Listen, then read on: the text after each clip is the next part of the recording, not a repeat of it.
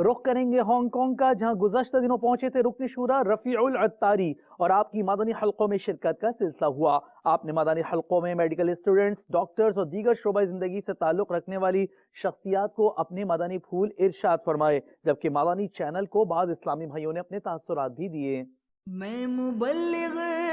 بنوں سنتوں کا،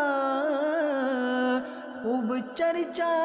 کروں سنتوں کا، یا خدا درس دوں سنتوں کا،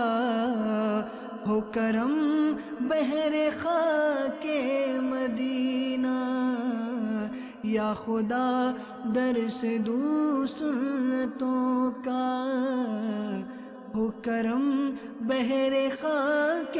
مدینہ۔ میں مبلغ بنوں سنتوں کا، خوب چرچا کروں سنتوں کا، یا خدا درس دوں سنتوں کا، ہو کرم بحر خاک مدینہ۔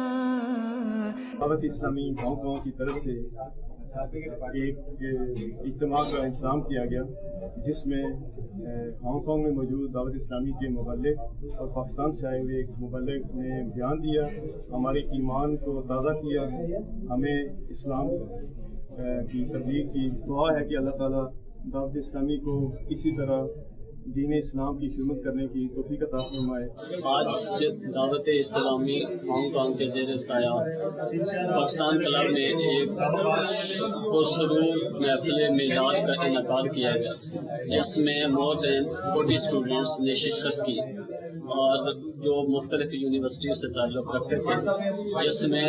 پاکستان سے آئے ہوئے ہمارے معزز مہمان رکن شورا حاجی محمد رفیع صاحب کا بیان تھا، اور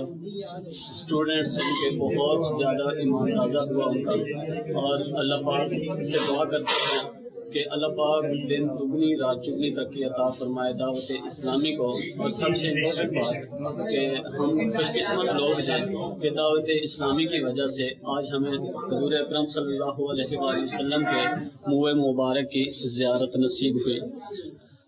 ہم دعا کرتے ہیں کہ اللہ پاک دعوت اسلامی کو دن دگنی رات چگنی ترقی عطا فرمائے۔ میں مبلغ بنوں سنتوں کا، خوب چرچا